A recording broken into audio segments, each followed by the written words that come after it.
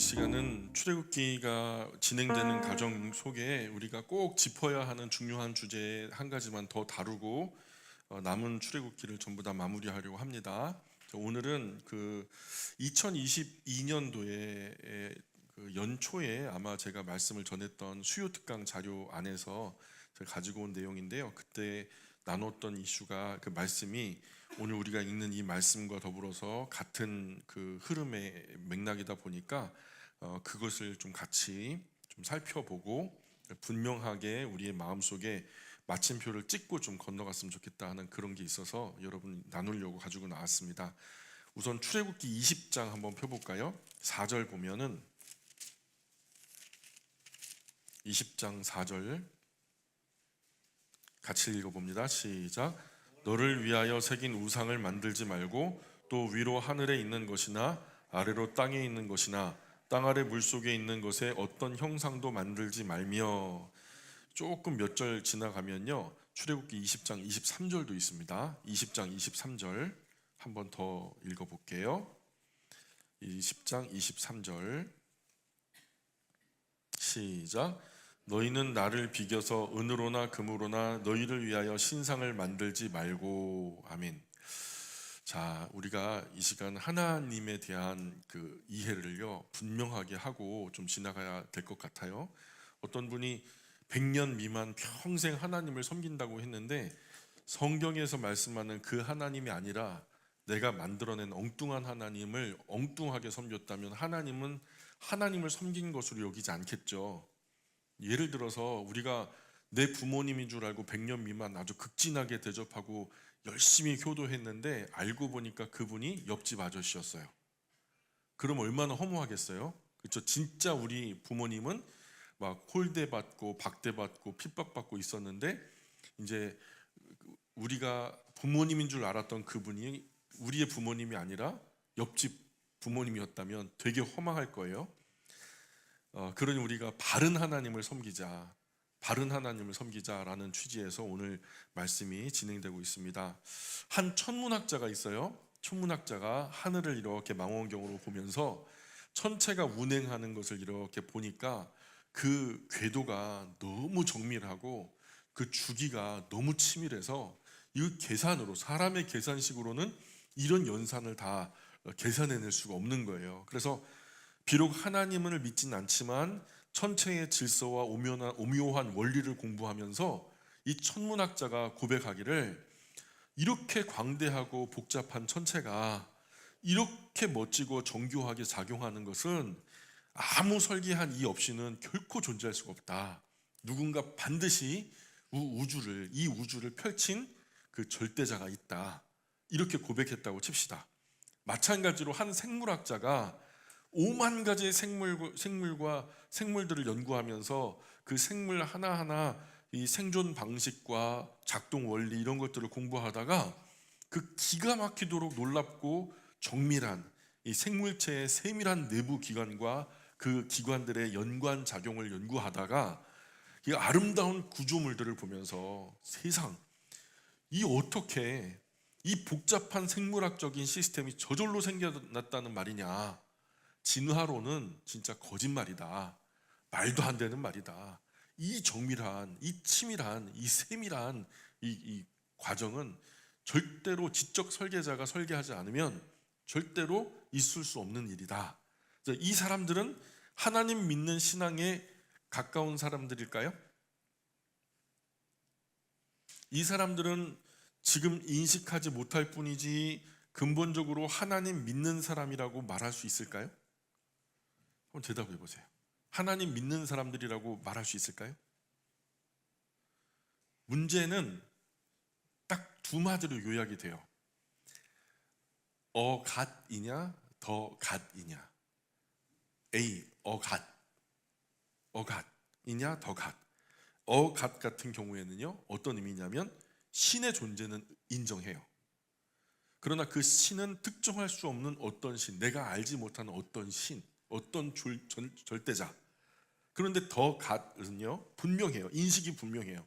어떤 신인지를 알아요. 바로 그 하나님. 그래서 성경이 말하는 그 인격적인 한 존재, 즉 여호와 하나님을 말하는 거죠.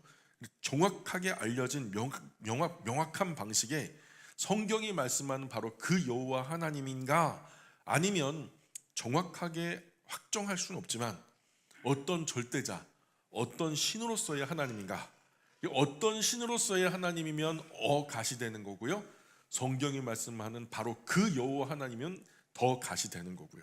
그래서 우리는 이 부분에 대해서 면도칼처럼 명확한 구분과 인식을 가지고 있어야 돼요. 오늘 이 시간 이 자리에서 이 부분에 명확하게 마침표를 찍어야 이후로 하나님을 섬기는 섬김이 헛되지 않을 수 있다. 자, 결론적으로 말씀드리면 반드시 가져야 해요. 이 지식을.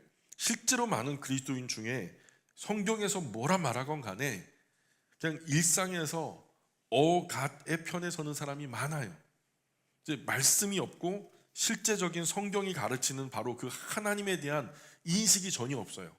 성경이 말씀하는 하나님, 어떤 사람에게 신적 대상에 대한 뭔가가 있으면 내가 친한 사람이 나는 너가 믿는 여호와 하나님 그건 잘 모르겠고 나도 하나님이 있다는 것은 믿어.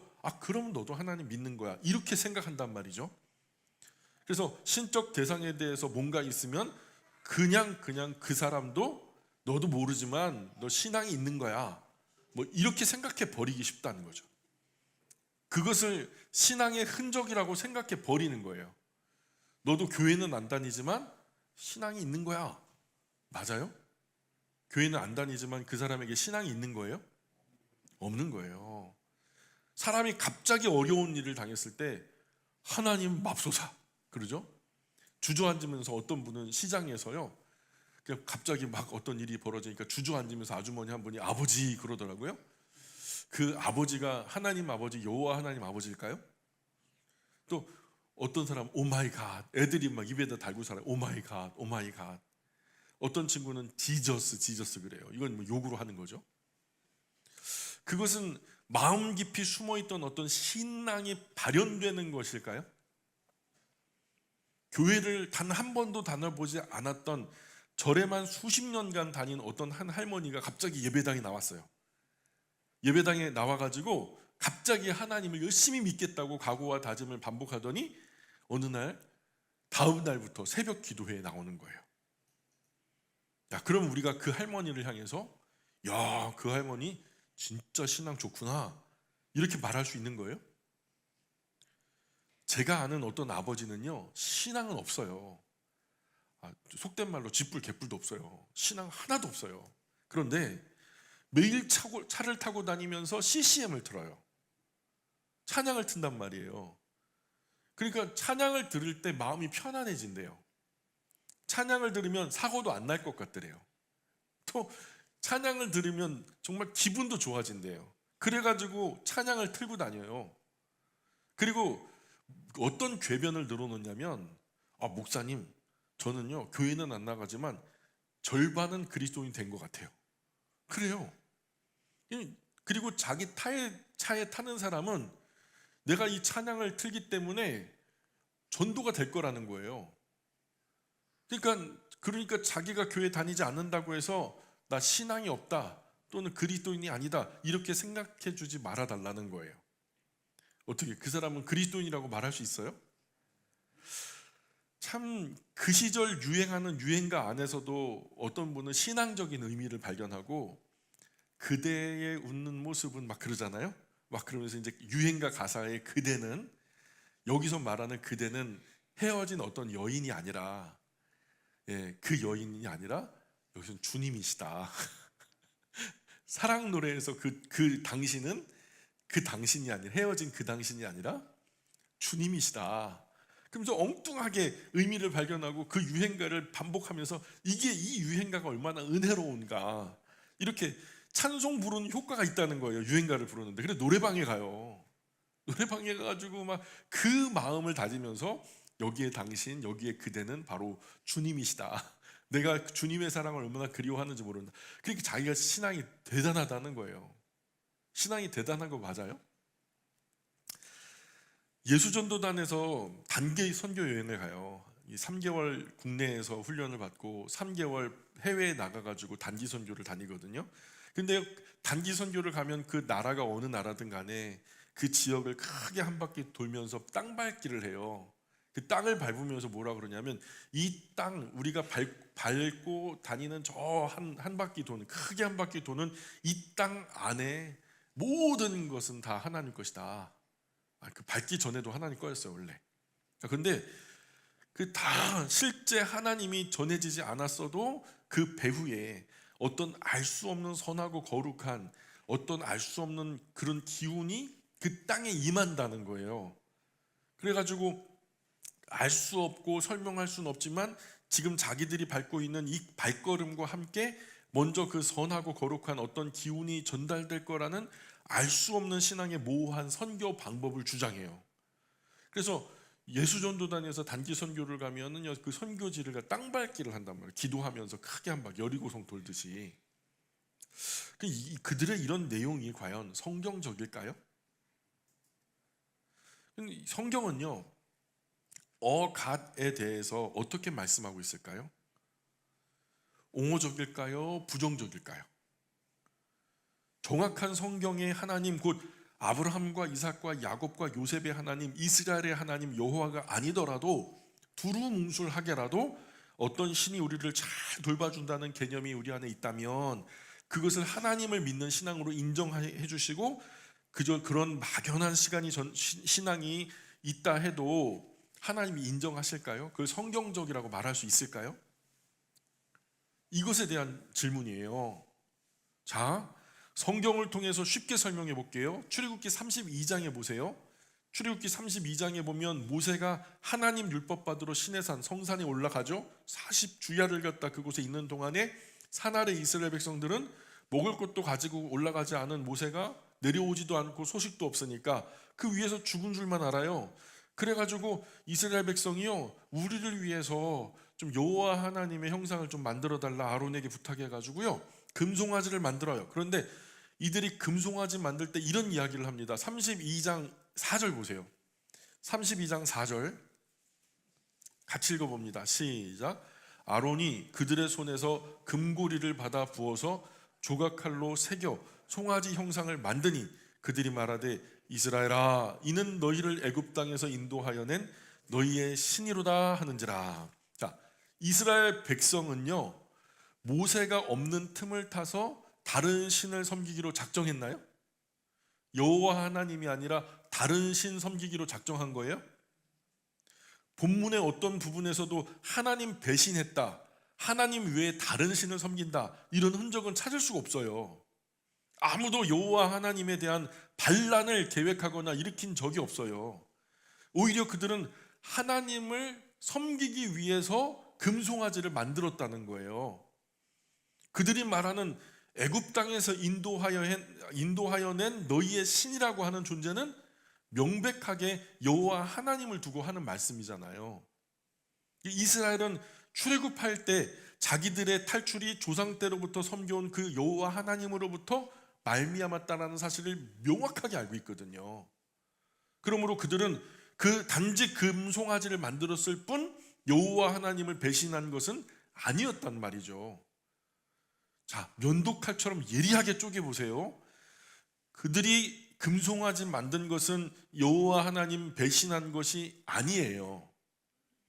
그 금송아지를 여호와로 생각한 거죠. 그리고 나서 그들은 열렬하게 금송아지 앞에서 춤을 추고 예배합니다. 32장 5절 6절 계속 볼까요? 32장 5절 6절 같이 읽어봅니다. 시작. 아론이 보고 그 앞에 제단을 쌓고 이에 아론이 공포하여 이르되 내일은 여호와의 절이라 하니 이튿날에 그들이 일찍이 일어나 번제를 드리며 화목제를 드리고 백성이 앉아서 먹고 마시며 일어나서 뛰놀더라. 아주 이른 아침부터 열심으로 예배하죠. 뛰놀며 춤을 추며 하나님을 예배해요. 또 그들은 그 금송아지 하나님께 제물도 드려요. 번제 화목제를 드려요. 그들이 이 금송아지 하나님을 위해서 물질도 드려요, 시간도 드려요, 열정도 드려요, 아낌없이 드려요. 이른 아침부터 드려요. 근데요 32장 3절 보세요. 32장 3절 계속 볼까요? 시작. 모든 백성이 그 귀에서 금고리를 빼어 아론에게로 가져가매. 자, 금송아지는 그들의 금고리로 만든 거예요. 그들은 이 금송아지 하나님께 헌금도 한 거예요. 헌물, 귀금속을 하나님께 드린 거예요. 요즘에 금값 되게 세죠. 한 돈에 얼마래요? 50만 원 정도 해요? 어제 우리 원로 목사님이 사기 맞고 왔잖아요. 금리빨 되게 큰 거를 시장 안에다가 팔았는데 5만 원 받았대요.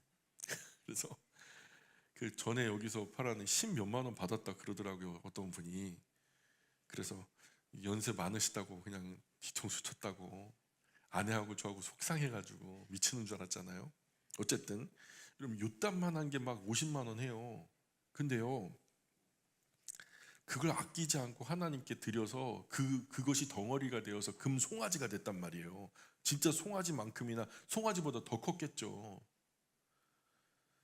그러니까 그들은 금송아지 하나님께 예배한 정도가 아니라 아주 열렬히 열정적으로 예배해요. 헌신해요. 충성해요. 그런데 이렇게 특별하게 물질도 시간도 열정도 자기들의 몸도 헌신한 이들을 향해서 하나님이 어떻게 평가를 하시단 말이죠.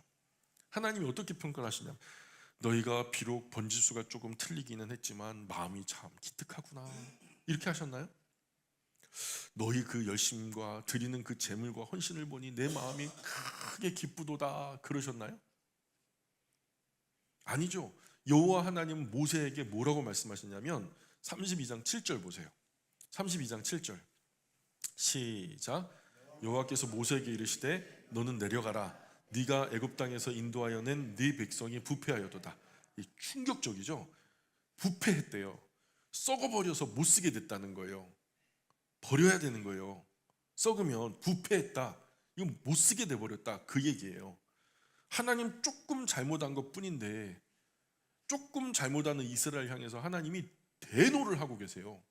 하나님은 그들의 헌신, 그들이 바친 시간, 물질, 열정 그 무시하는 거예요. 하나님이 그게 작은 거냐고요.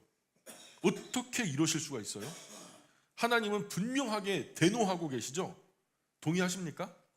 크게 노하고 있고, 그뿐만 아니죠. 하나님께서 그들을 향해 사용하고 계신 단어를 보면 더 놀라워요. 하나님은 항상 출애굽을요, 이집트에서 그들을 이끌어내는 것을요, 누가 한 일이라고 자랑했냐면 자신이, 여호와 하나님 자신이 한 사역이라고 자랑하셨어요. 열방 가운데 광고하셨단 말이에요.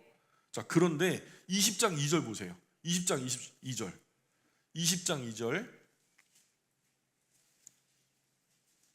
20장 2절은 이렇게 말해요. 시작.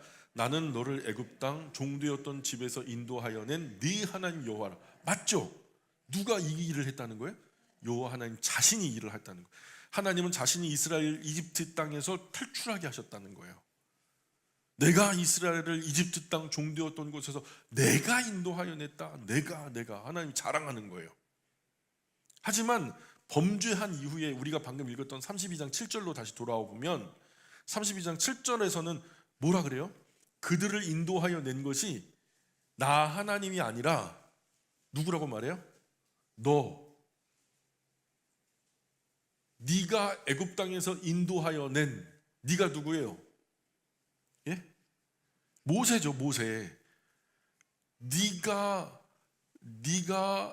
애굽 땅에서 인도하여 낸 너의 백성, 그렇게 말하잖아요. 그러니까 나 하나님이 아니라 모세라고 말해요. 네가 애굽 땅에서 인도하여 낸 네 백성이 부패했다. 그리고 하나님은요, 이스라엘을 자기 백성이라고 부르지 않아요. 뭐라고 그래요? 네 백성. 네가 애굽에서 이끌어낸 네 백성, 즉 모세의 백성이라고 부르죠. 하나님 것이 아니라는 거예요. 충격적이죠. 내 거 아니라는 거예요. 호세아서 로암미, 암미는 내 백성, 부정접도 로암미는 내 백성이 아니다. 바른 하나님을 섬길 때는 내 백성이라고 할 건데 바른 하나님 섬기지 않으니까 내 백성 아니다 그러는 거예요. 바른 부모님을, 나를 낳아준 부모님을 잘 공경하면 내 자식이라 하는데 남의 부모님을 열심히 공경하고 나는 박대하니까 넌 내 새끼 아니야. 이해 가세요? 자, 이스라엘은 하나님을 섬겼어요. 이집트 땅에서 인도하여 낸 바로 그분을 섬겼어요. 그러나 그들이 하나님을 바로 알지 않았을 때 하나님은 그들을 썩었다, 부패했다 평가하시죠. 그 이 부분이 정말 중요해요. 우리가 섬기는 하나님이 누구신가? 지금 내가 섬기는 하나님은 누구신가? 나는 과연 지금 바른 하나님을 섬기고 있는가? 그게 중요하다는 거예요. 성경에 이런 예는 정말 많아요. 한 군데만 더 볼까요? 사사기 17장으로 건너가 보세요. 사사기 17장에 미가가 만든 우상 이야기가 나오거든요. 이 이야기 등장하는 미가라는 사람이요, 17장 2절 보세요. 사사기 17장 2절. 사사기 17장 2절에 보면 어머니로부터 은을 훔쳐요. 아들이 엄마 것을 도둑질한 거예요. 근데 그 어머니는 도리어 아들 미가를 여호와의 이름으로 축복해요. 이 도둑질한 도둑놈을. 그리고 미가는요, 하나님 이름을 찬송한 어머니의 뜻에 따라서 그 집안에서 하나님을 섬기기 위해서 은장색, 그 은세공업자를 동원해 가지고 신상을 집에다 만들어요. 그리고 모셔요. 그 신상이 여호와 하나님이라는 것은 분명하게 본문에서 밝혀주고 있어요. 3절에 보면은 이 은을 여호와께 거룩히 드리노라. 이 은은 누구라는 거예요? 여호와 하나님이라는 거예요. 또 2절 보면은 여호와께 복 받기를 원하노라 하면서 여호와 이름을 분명하게 불렀기 때문에 이 은은요, 여호와 하나님으로 상징되는 거예요. 미가에게는, 최소한 그 어머니와 미가에게는. 또 미가는 성전 기물을 본떠서 그 신상을 둔 신당 앞에 에봇과 드라밈을 만들어 둡니다. 5절에 보면. 그리고 뿐만 아니라 이 아들 중 누구 아무나 세워 제사장을 삼아요. 우리가 알기로 원래는 어때요? 이스라엘 제사장은 아론의 자손만 허락된 사명이었는데 그 아들 중에 아무나 제사장으로 삼은 거예요. 이런 사실들이 알려주는 것이 뭔가요? 미가는 분명히 여호와 하나님을 섬긴다고 했어요. 그러나 그것이 하나님 따라 된 것이 아닐 때 하나님은 그것을 부패한 것으로 여긴다는 거죠. 사사기 17장부터의 내용은요, 사사시대가 구약의 영적인 암흑기였다라는 것을 말하기 위해서 기록된 부분이에요. 이 정도로 사사시대가 악했다, 이 정도로 사사시대가 무지했다, 이 정도로 사사시대가 참혹했다라는 것을 말하기 위해서 쓴 것이 바로 이 미가 이야기거든요. 게다가 하나님은 이 미가 사건 이후에 어떤 평가를 하시냐면 17장 6절에 읽어봅니다. 시작.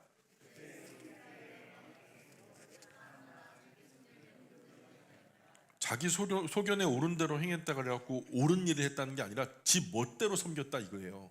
하나님의 방식대로, 하나님의 원칙대로 섬긴 게 아니라 지가 생각하는 대로 옳다라고 생각하는, 여겨지는 자기만의 어떤 신앙의 방식으로 하나님을 잘못 섬겼다는 말을 하는 거예요. 이 구절은 미가가 1절부터 6절까지를 모두 행한 다음에 붙은 구절이에요. 여호와 하나님의 종합적인 평가와 같은 부분이죠. 우리는 두 가지 예를 살펴봤어요. 이스라엘 백성이 광야에서 금송아지 신상을 만들어서 여호와 하나님이라고 섬긴 사건과 사사시절 미가가 지 멋대로 여호와 하나님의 이름으로 은 신상을 만들어 갖고 섬긴 사건. 그러나 이 두 사건이 다가 아니에요. 성경에는 이보다 훨씬 더 많은 예가 등장하고 있어요. 진짜 중요한 것은 이 이야기들이 우리에게 말해주고 있는 사실이 무엇인가, 이게 중요해요. 우리가 섬겨야 할 하나님은 우리가 정한 또는 우리가 생각한 어떤 신으로서의 하나님이어도 괜찮은가 말이에요.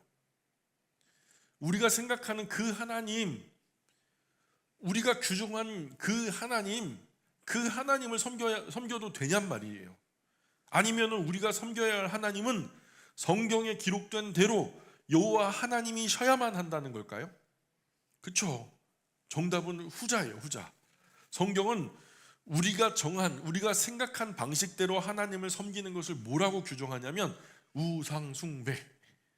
그 이름이 예수라고 해도, 그 이름이 여호와 하나님이라고 해도 성경이 말하는 그 존재가 아니면 그건 우상숭배라고 말하는 거예요.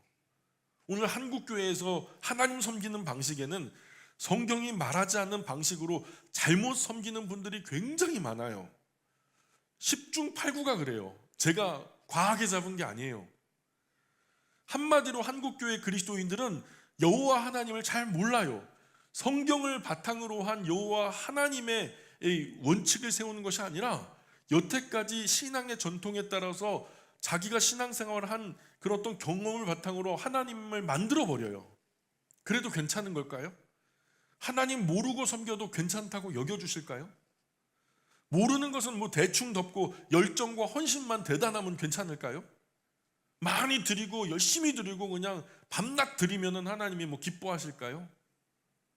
한국교회 분위기 안에서 하나님이 어떤 분이신지 제대로 바르게 알려고 하는 그런 분위기는 너무 희박하다는 거예요. 성경을 보지 않아요. 성경이 말씀하는 것이 하나님에 대한 이야기인데 그 안에서 하나님의 마음도 하나님의 존재도 이해하려고 하지 않는단 말이에요. 그냥 개별 그리스도인이 하나님 향한 열심과 헌신이 있는지만 중요하게 여겨요.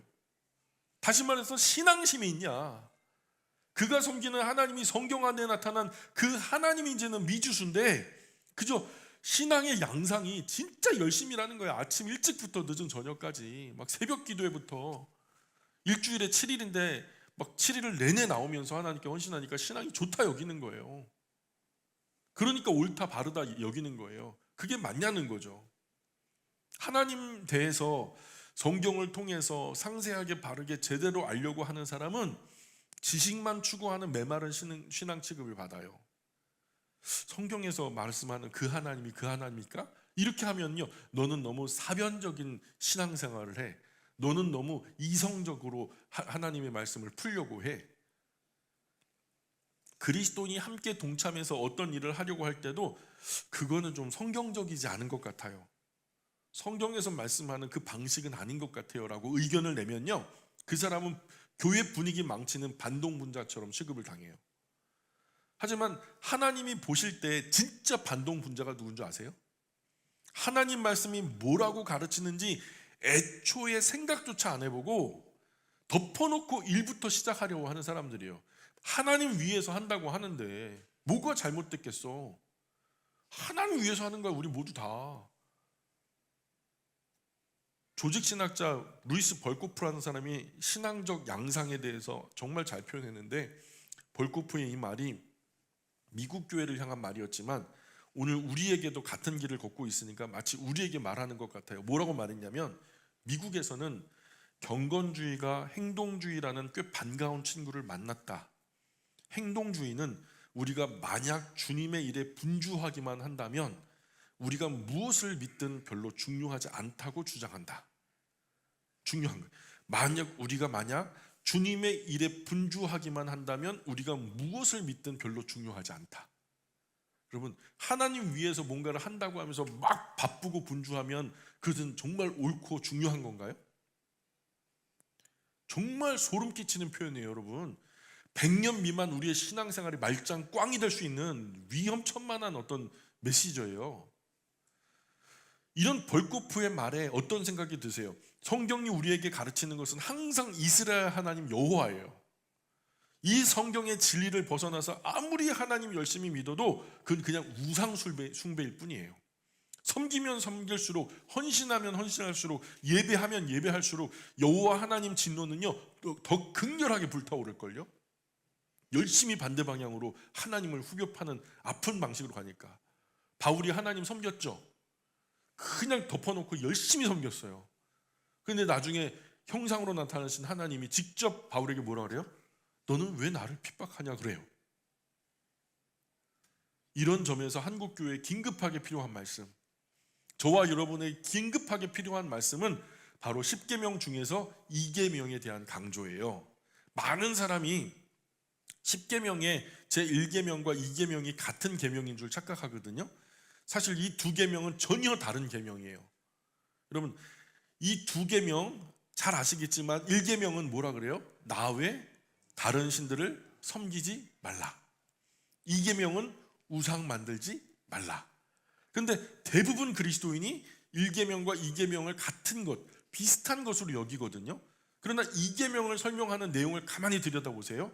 이계명은 전적으로 여호와 하나님에 대한 거예요. 1계명은 타 종교와의 관계 속에서 다른 신들 말고 여호와 하나님만 섬겨라 라는 얘기를 해요. 자, 그런데 2계명은요, 여호와 하나님을 섬기되 어떤 방식으로 섬길 것이냐에 대한 거죠. 이 사실을 잘 정확하게 인식하는 것이 진짜 중요하다는 거예요. 이건 다른 신들 가운데 여호와 하나님이 아니라 여호와 하나님을 어떻게 바르게 섬길 것이냐.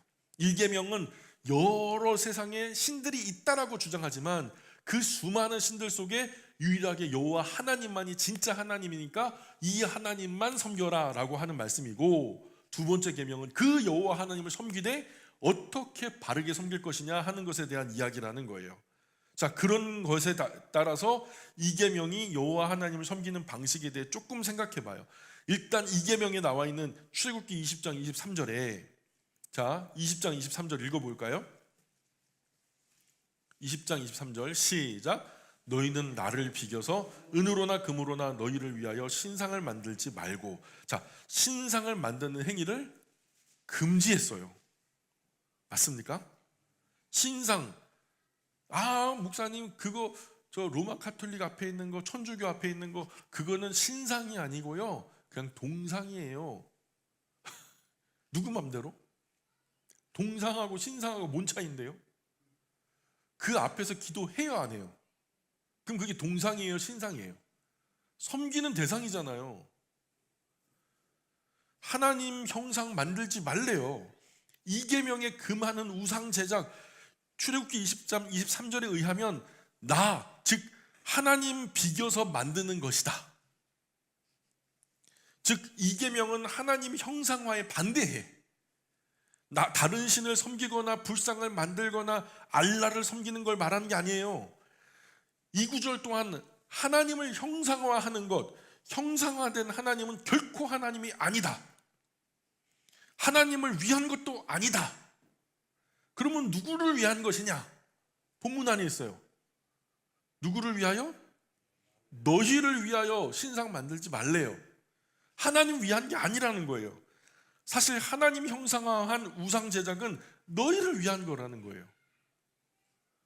신명기 4장에는요, 이들이 하나님을 형상화해서 뭔가를 만들지 말아야 할 이유도 정확하게 설명하고 있어요. 이 부분 역시 이 계명에 다른 신을 섬기는 것에 대한 계명이 아니에요. 여호와 하나님을 섬기되 어떻게 바르게 섬길까 하는 것을 설명하는 과정에서 나타난 거예요. 그래서 신명기 4장 한번 볼까요? 신명기 4장 12절. 신명기 4장 12절부터 15절까지 우리 찬찬히 읽어볼게요. 시작. 여호와께서 불길 중에서 너희에게 말씀하시되 음성뿐이므로 너희가 그 말소리만 듣고 형상은 보지 못하였느니라. 여호와께서 그의 언약을 너희에게 반포하시고 너희에게 지키라 명령하셨으니 곧 10계명이며 두 돌판에 친히 쓰신 것이라. 그때의 여호와께서 내게 명령하사 너희에게 규례와 법도를 교훈하게 하셨나니 이는 너희가 거기로 건너가 바를 땅에서 행하게 하려 하심이라. 여호와께서 호렙산 불길 중에서 너희에게 말씀하시던 날에 너희가 어떤 형상도 보지 못하였은즉 너희는 깊이 삼가라. 이 깊이 삼가라는 것은요, 진짜 중요하니까 여기 진짜 조심해야 된다 이 말인 거예요. 이거 진짜 조심해야 된다. 자칫 잘못하면 너 우상숭배야. 여호와 하나님을 섬긴다고 하면서 나를 평생 섬기지만 사실은 우상숭배자가 될 수 있어. 그러니까 깊이 조심해야 된다. 진짜 중요하다 이 말이에요. 그들은 하나님 형상화하지 말아야 할 이유를 뭐라고 말해요? 그것은 그들이 호렙산 불길 중에 하나님 말씀하실 때 너희들은 어떤 형상도 보지 못했어. 어떤 형상도 보지 못했기 때문에 형상 만들면 안 돼. 하나님은 형상이 없으신데 하나님 형상 만들면 어떻게 될까요? 그것은 하나님을 왜곡하는 거예요. 그 형상의 틀에 맞춰서 하나님을 제한하는 거예요. 하나님은 무한하신데 그 형상에 갇혀 제한을 받는 우상을 만드는 거예요. 하나님은 금송아지 형상이 아니잖아요. 보셨어요? 내가 꿈에 나타난 하나님은 금송아지 형상이었어요? 하나님은 금송아지 형상이 아닌데 하나님을 섬긴다 하면서 금송아지 형상으로 빚으면 어떻게 되는 거예요? 그것은 하나님을 왜곡하는 거예요. 곧 우상 숭배란 말이에요. 하나님 모양이 어떠한가 하는 문제는요, 그리 중요한 게 아니에요. 정말 중요한 것은 누구도 하나님 형상을 보지 못했다는 거예요. 이스라엘 백성, 그들이 호렙산에 있을 때 하나님 목소리는 들었죠.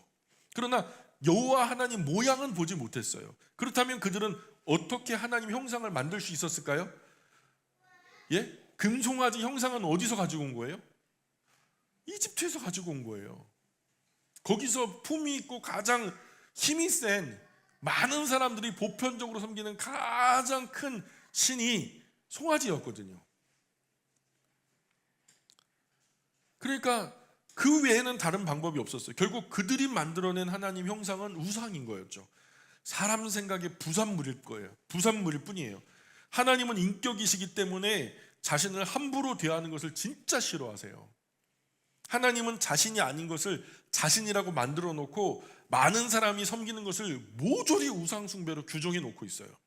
하나님은 단지 자기가 만든 이 피조물을 다른 신으로 섬기는 것만 싫어하는 것이 아니라 성경에 말씀된 대로 바로 그 하나님이 아닌, 곧 더 갓이 아닌 단지 자기가 생각한 하나님, 그래서 나름대로 규정한 하나님, 그래서 사람이 그 생각대로 고안해서 만들어낸 하나님을 악한 것으로 여긴 거예요. 이 사실은 우리가 아주 진지하게 마주해야 할 말씀이에요. 우리에게는 하나님을 자기 마음대로 형상화하는 풍토가 많아요. 대놓고 하나님 이름 붙여서 들먹이면서 그것을 하나님이 기뻐할 거라고 생각해요. 과연 하나님이 그걸 기뻐하실까요? 그 내가 기뻐하는 거 아니에요 혹시? 조금 심한 표현일지 모르지만 어떤 면에서 한국 교회는요 전체적으로 우상 숭배에 빠졌다고 말해도 과언이 아니에요. 예를 들어 볼까요? 어떤 목사님이 강단에서 하나님이 복을 주십니다, 복 주시는 분은 하나님이십니다 하고 설교하는 장면을 생각해 보세요. 근데 그 하나님이 주신다는 복이 성경이 안내하는 제대로 된 복이라면 그럼 상관없어요. 괜찮아요. 근데 원래 하나님은 복을 주시는 분이니까요. 하나님은 복의 근원이시니까요. 그러나 그 목사님이 말하는 복이 지극히 세속적이고 지극히 육체적이고 지극히 물질적인 복이라면요, 소위 기복신앙이 가진 특성과 정확하게 일치하는 세상이 보편적으로 바라는 그런 기복적인 복이라면요, 그 목사님이 지금 무엇을 설교하고 있는 건가요? 그는 지금 그리스도인들 마음에 왜곡된 하나님, 가짜 하나님, 바알, 맘몬을 심어주고 있는 거예요. 우상 숭배를 심어주고 있는 거라고요. 즉 그 목사님은 그리스도인들에게 바알 또는 맘모니즘을 추앙하면서 그것을 여호와 하나님이라고 믿게 하는 거예요. 그 무서운 거예요. 강단에서도 우상 숭배가 이루어지고 있다고요. 하나님은 사람의 병을 낫게도 하시죠. 하나님은 때때로 실패한 사람의 사업도 성공하여 일으키게 하시죠. 그러나 어떤 사람이 전도하면서 하나님 믿으면 병이 낫습니다, 하나님 믿으면 무너진 사업도 일어납니다, 하나님 믿으면 빈약한 사업도 성공합니다, 이렇게 전도한다면 그는 지금 뭘 하고 있는 거예요? 이 말을 듣는 순간 그 말을 듣는 사람 마음에 왜곡된 하나님의 형상이 들어서 차거든요. 그래서 성경이 말하는 하나님, 성경이 가르치는 바로 그 하나님, 더 갓이 새겨지는 것이 아니라 하나님 잘 믿으면 병도 낫고 돈도 많이 벌고 사업도 술술 풀리고 만사형통, 자녀는 잘 되고 사업도 잘 되고 막 신바알, 돈 많이 벌게 해주는 맘모니즘, 맘몬의 신, 즉 갓이 들어와 차버리는 거죠. 부처님 믿는 거나 하나님 믿는 거나 매일반이 돼버리는 거. 그러면 성경은 이것을 우상 숭배라고 말하고요, 우리 주변에 이런 모습이 너무 많다는 거예요. 일일이 다 열거하기가 힘들 정도란 말이에요.